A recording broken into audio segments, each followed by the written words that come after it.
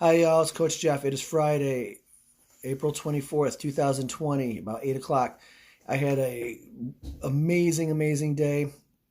One of the biggest things that really stuck out to me was I was able to hang out with my family, which is always awesome. And then went to a friend's house in their backyard, and um, they reached out. And so this friend is their youngest son is really good. It's friends with my youngest son or my son, and um, just before Christmas, their dad, who's also my friend, got in a car accident, and 2 days before Christmas, he passed away. And uh, one of those things, something that happens to you that hopefully has you question, has you rethink, has you recenter, has you refocus. Et the hip hop preacher just said, refocus, and that's really what it is. It's if the something like that, if if a situation or an incident that's huge does not have you question how well you're doing things, what you could be doing better, and self-assess, then you're not paying attention at all. And I know it's hard to do when days are stressful, and COVID-19. I love somebody told me we're not in the same boat, but we're definitely in the same storm.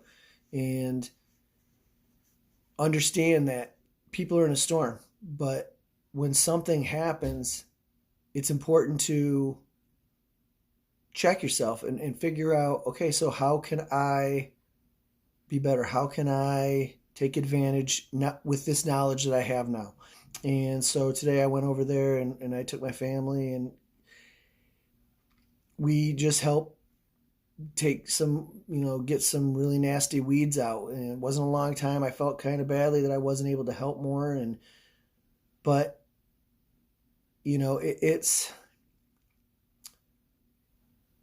I couldn't imagine having my kids grow up without me. I couldn't imagine, I'm 46. I don't want to imagine my life without my dad right now. I'm blessed that him and I have a great relationship, and, we work on it, but it's something that is extremely important to me. And the thought of them, there's three kids between 17 and or 18 and 13, 14 without their dad, and now they're going through Corona without their dad, and they're spiritual people, and they have a wonderful church community, and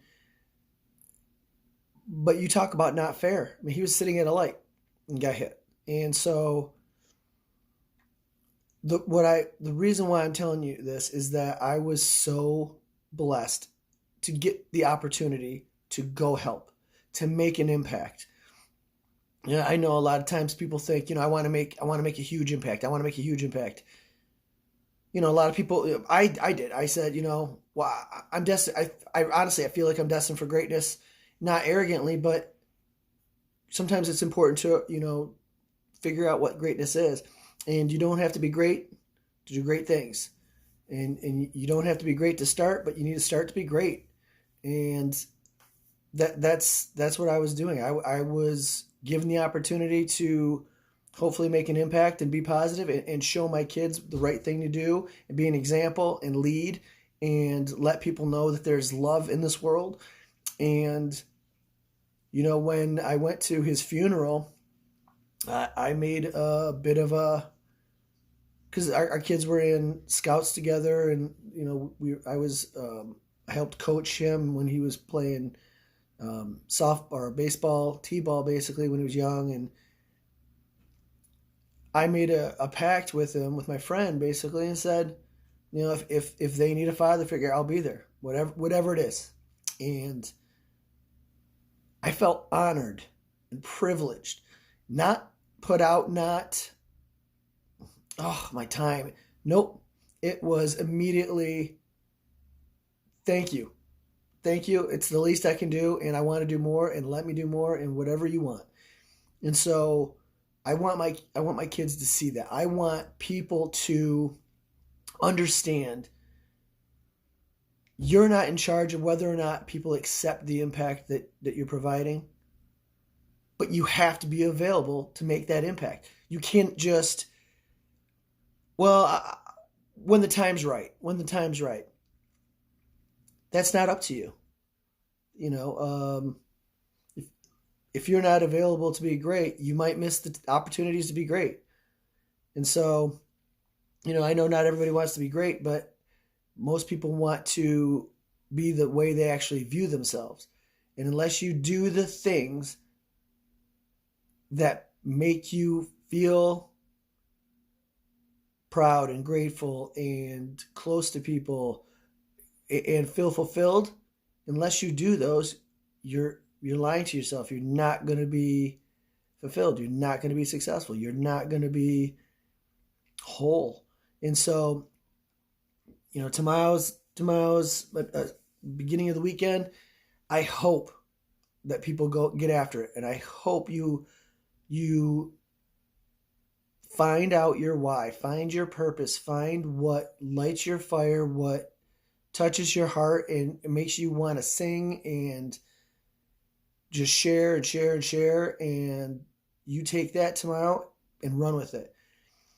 And if it be available, if people want it, if people need it, be available to,